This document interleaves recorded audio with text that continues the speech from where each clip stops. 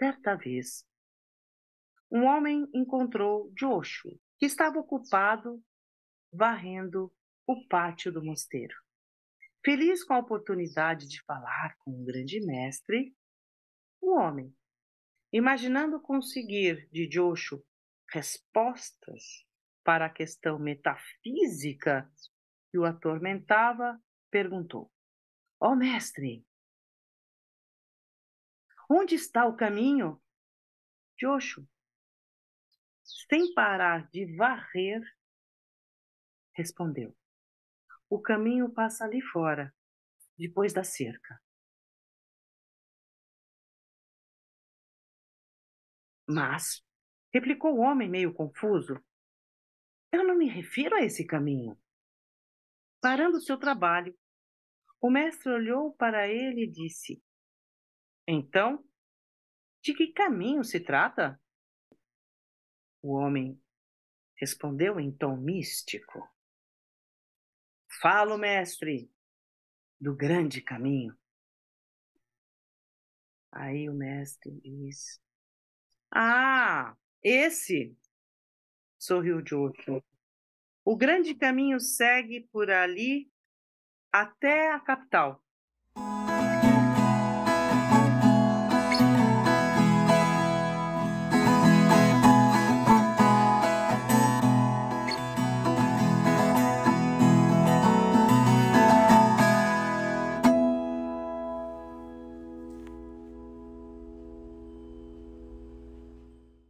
Olá, bem-vindos, bem-vindas. Você que está entrando agora aqui, espero que você tenha passado pelo primeiro encontro nosso, que nós começamos já a ler um livro precioso que Monja Coen Roshi nos ofereceu sobre os koans, sobre contos e parábolas zen. Ai, contos e parábolas zen, que delícia! Tô louca, louco para ver esses contos e parábolas zen. Não se iluda, não é tão fácil assim, né? O que são os contos e parábolas zen? O que nós estamos lendo para vocês? Nós estamos lendo para vocês histórias que vão fazer você pensar de forma diferente. Você quer entender um pouquinho mais? Acesse nosso encontro anterior, em que nós apresentamos o trabalho, explicamos o que é koan, a força das parábolas zen, e nós começamos com um exemplo maravilhoso do primeiro koan, da primeira parábola, que se chama Mu. Ai, vocês vão entrar? Não, não. Para eu continuar, então, aqui nesse encontro, eu tenho que ouvir e ver a gravação anterior. Tem? Sim. Esse é o convite que nós fazemos para você que está aqui na nossa sala do Zen do Brasil, né? É como um fio de ouro que vai costurando, trazendo, né? Ou um trenzinho que tem seu vagão, sua locomotiva. É este livro que nós estamos lendo aqui com vocês.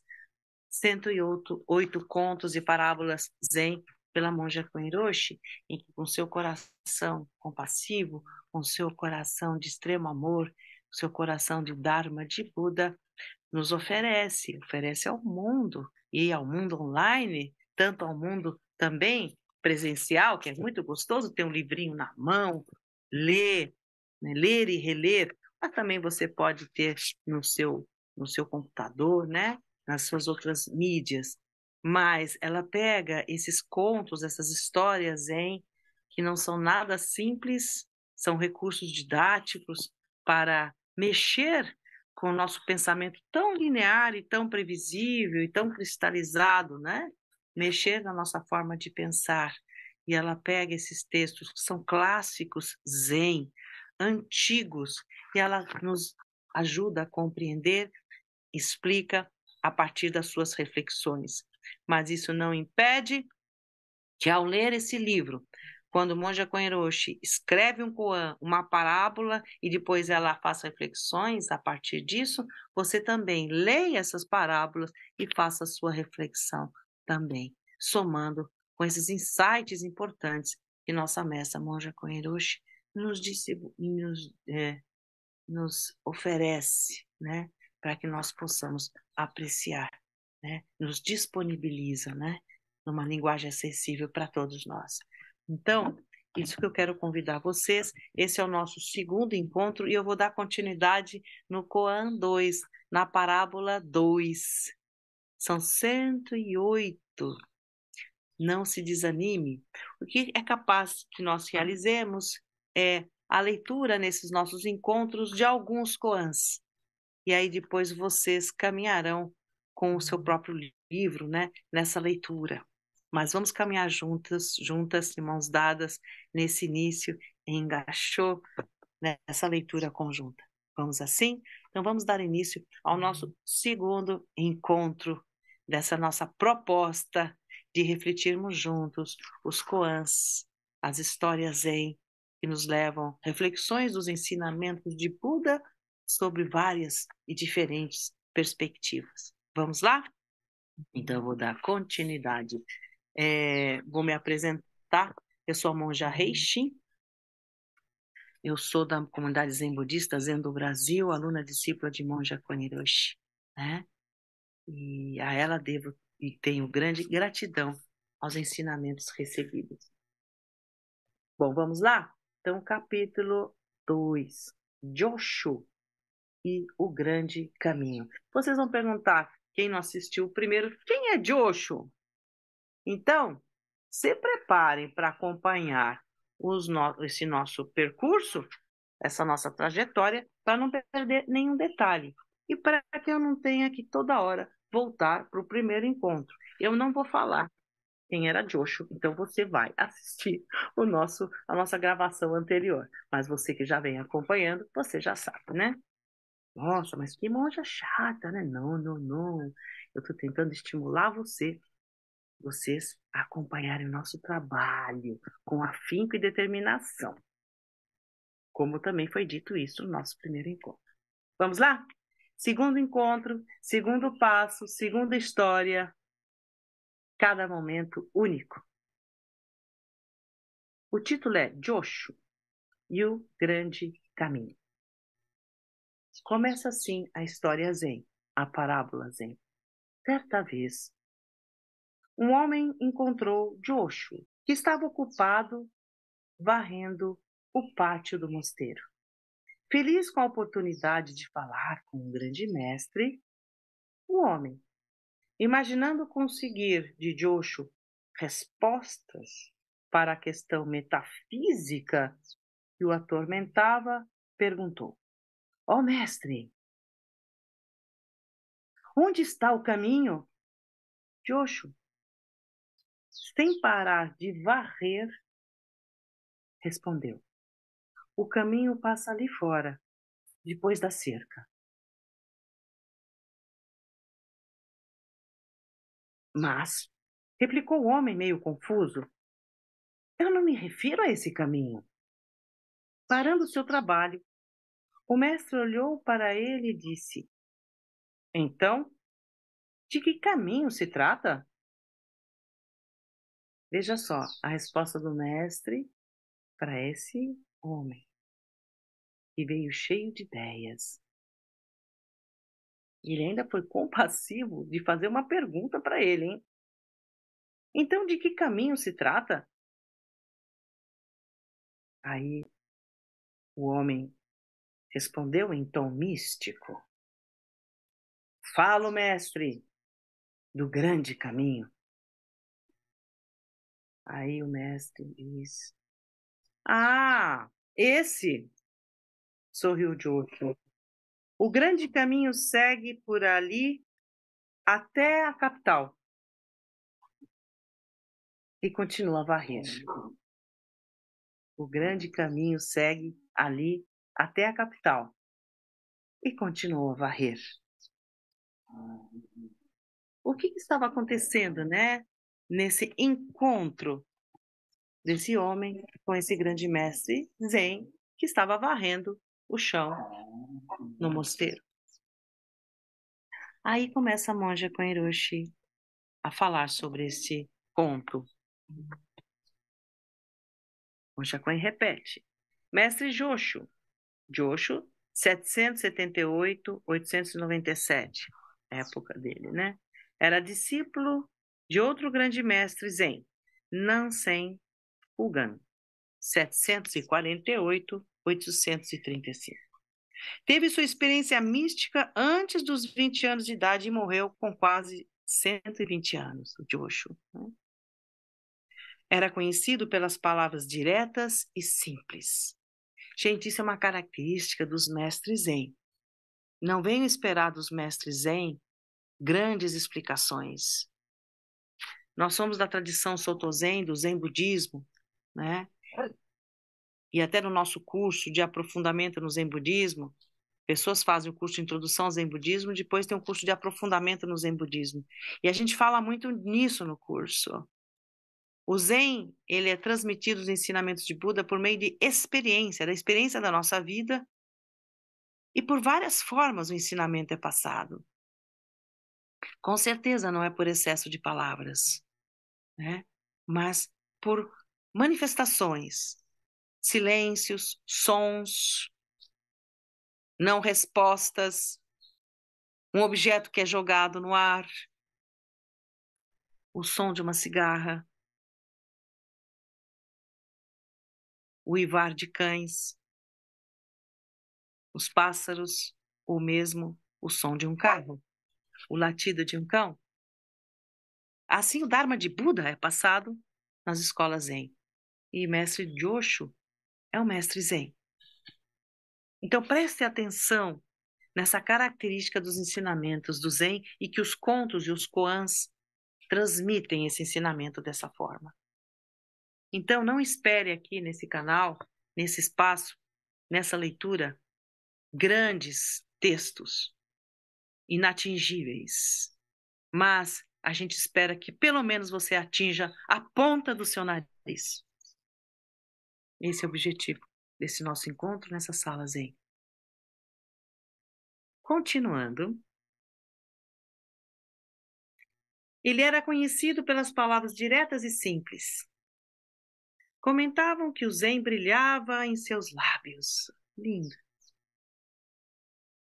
Jamais se perdia em explicações metafísicas. A realidade, olha que mestre Hiroshi-sama está falando, Monja Coen. A realidade precisa ser experimentada. O grande caminho está manifesto nas atividades simples da vida diária. Varrer o jardim, por exemplo. O homem que procurava queria ter uma conversa filosófica e profunda com o mestre, mas Joshu não era um mestre de discursos e de muitas palavras. Sempre foi um monge ativo, honrando a linguagem, honrando, não deixa de ser, né? Honrando a linhagem a que pertencia. Honrando a linhagem a que pertencia. A linhagem a que pertencia, que tem uma linguagem característica. Né? Gostaria de dizer a vocês que estão assistindo, a nossa linhagem, ela vem dos nossos mestres ancestrais que mantém uma característica de ensinamento. E ela deve ser preservada porque ela tem um porquê. Ela abre portais nas nossas conexões neurais. Ela tem um porquê. E ela não é meticulosamente estudada, ela não é meticulosamente jogada para vocês. Não é. Não há esse movimento de intelectualização, né, aguda, que muitas vezes as pessoas fazem uso para ter as outras na mão, né? Não é isso que eu estou falando.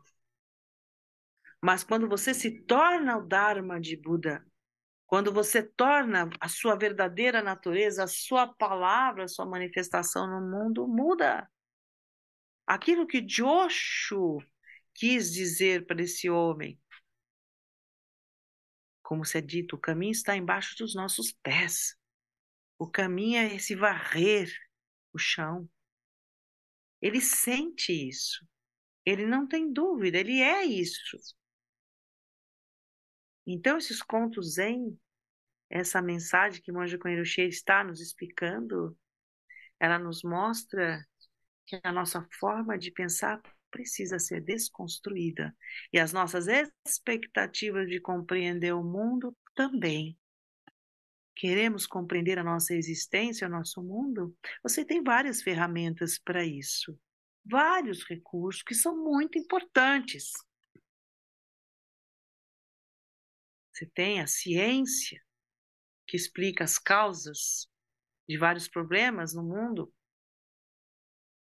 Você tem, né, a academia, você tem os estudos de campo, vocês têm professores, professoras, tem estudos, ensinamentos, tem informação, tem cultura, tem comunicação. Nós temos todo a nosso dispor para entender e ler o mundo, como Paulo Freire falava, a importância do ato de ler o mundo, das causas e condições sociais, né? O que aconteceu lá em Brasília, o que acontece no nosso cotidiano. Nós temos essa capacidade de leitura da realidade. Às vezes temos, às vezes não. Às vezes a gente ainda usa uma cartilha que reduz o mundo e torna ele fixo. Então, nessa trajetória desse momento que a gente está lendo esse precioso livro, 108 Contos e Parábolas Zen, que são os koans, como oportunidades de aberturas, né, na sua forma de ler e de se ler e de se perceber. Como somos parecidos como essas pessoas que chegam com expectativa de compreender o sagrado, criando uma ideia extremamente descolada da realidade, negando a realidade. Por isso que o mundo está desse jeito. A gente usou as religiões para nos relacionarmos a mundos paralelos e fantasiosamente perfeitos e negamos a nossa humanidade, que é perfeita como é, com todos os nossos dramas e sofrimentos. Esse é o caminho. Natureza Buda, ou uma mente de sabedoria, não é tornar a nossa mente asséptica, né? Higienizada, pura. Joguem fora tudo isso. O Zen mostra que a única coisa que precisa mudar em nós é a nossa percepção de nós mesmos e de tudo que existe. Só isso. Né? A lei da causalidade, causas e condições, sem princípio, sem fim. Voltando aqui ao texto, né? Joshu, o grande caminho. Essa linhagem era conhecida como a da iluminação súbita, baseada nos ensinamentos do sexto ancestral, o famoso Daikan-Eno, que de simples lenhador se tornou responsável pela escola Soto Zen, né? Sexto ancestral, né? A iluminação súbita, porque existe nos processos budistas, escolas budistas da iluminação gradual. Você vai estudando, vai estudando, vai estudando até chegar lá, né? E o Zen não é isso. O Zen, como eu falo, um sino, um latido de um cão, uma manifestação, você desperta, você compreende tudo que existe. E essa é a escola. E essa é a característica dos contos Zen, essa é a característica da tradição Zen, Soto Zen, dos mestres Zen no budismo. Então, essa linhagem era conhecida como a da iluminação súbita, baseada nos ensinamentos do sexto ancestral, o famoso Daikan-no. Nós temos um livrinho muito precioso desse sutra na comunidade do sexto ancestral. Huineng, né? Era outro nome chinês dele, era um monge chinês. Mas isso é uma outra história que, inclusive, está disponível na nosso Zen do Brasil, no nosso site, a leitura de Daikan-no. Inclusive, tem junto com esse livro, é um livrinho bonitinho, pequeno de bolso, muito feito por Eixin, traduzido, e tem a parte de cordel, né? E aí, nessa época que eu gravei esse vídeo, eu até pus uma viola caipira, né? Procurem no nosso site, procurem onde é que está. essa leitura desse Sutra de Daikaino, que conta a história de Daikaino de uma maneira. Eu leio o Sutra e, ao mesmo tempo, coloco um pouco a história que está em cordel, em viola caipira. Bom, voltando para cá, que Harushi-sama Monja Coen está falando de Daikaino, né? Que de simples lenhador, se tornou responsável pela escola Soto Zen lá na China. 2 gerações depois dele, surgiram outros 2 grandes mestres, né? Basso Doitsu, no ano nasceu em 709 e faleceu em 788, e Sekito Kisen nasceu no ano 700 e faleceu em 790. Olha a nossa história, né? É uma história antiga, né? Mas tem um frescor do presente. Não muda, é atemporal os ensinamentos. E o bacana nisso tudo, a gente ter a liberdade de trazer esses ensinamentos e trazer para o nosso cotidiano. Isso é o Zen, essa é a escola Zen. Por isso os contos Zen têm esse frescor, porque a realidade manifesta. Bom, no período de 750 a 900, a maioria dos professores budistas reverenciava a escola Zen na China. Então, essa é uma característica da escola Zen na China.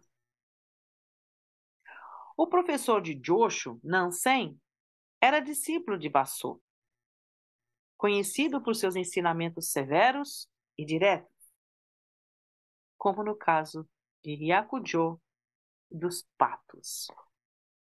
Isso nós vamos contar mais para frente. Estamos comentando eventos dentro de uma mesma família.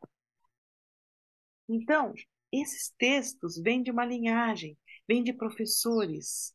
Para quê? Para que nós possamos desvelar o mundo, entender o mundo, perceber como pensamos e como agimos, e que ensinamentos importantes são esses, em que nós podemos perceber que o caminho está assim, embaixo de nossos pés, no nosso cotidiano, no aqui e agora, na nossa verdadeira natureza se manifestando. Então, esse é o nosso segundo encontro, que eu já encerro aqui, um encontro mais breve, para que você pense: onde está o caminho? O seu caminho?